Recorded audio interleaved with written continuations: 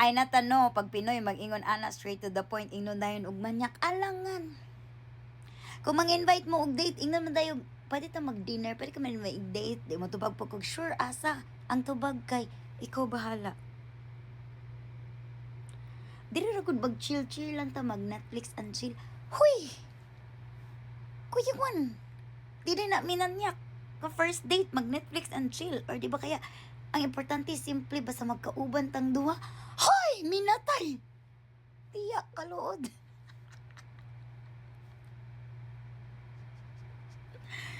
Boys, when we say nga dapat straight to the point, pag maingon mo nga makagusto mo, that means it comes with an effort. So, tudloan ta mo, boys, kung nakagusto ka mo sa babae niya, invite ninyong date, pagplano mo. Pagplano mo, ayun ninyo dala sa inyong balay o mag-Netflix and chill. What if kawatan na yun? Kuwang man sa dudmog seminar, boys, may pa man ang 5 years old nga nakakrush akong pinsan, kay kabalo pa man siya asa dalaon ng iyang crush. Mamisita pa man.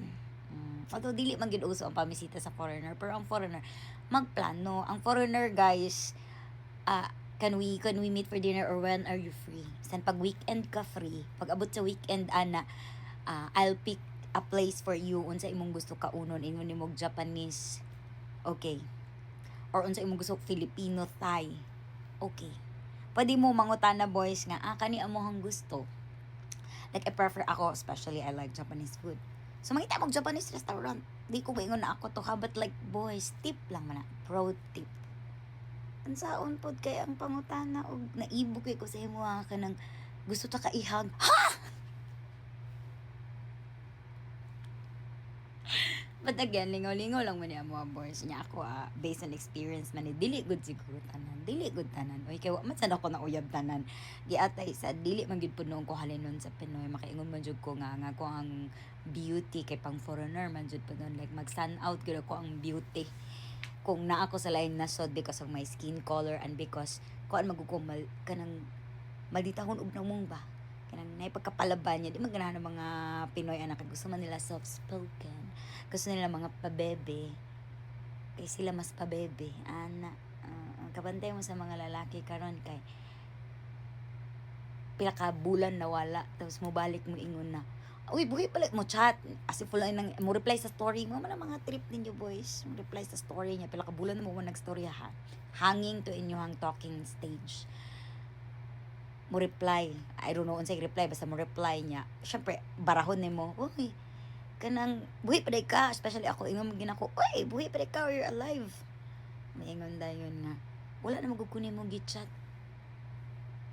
Ha? Lahi naman gina mga lalaki ron kay magpakugos na again dili tanan ha, pero check the comment section di ba mo agree ang mga babae. But ay tawag na Foreigner na ko kay na sila emotional intelligence. Ang Pinoy pamanhid-manhid bayot para di kagasto. Ang Pinoy sus hawd kayo bola para di kagasto. Foreigner sus sila dyan nag-take care of you. Walay duha-duha.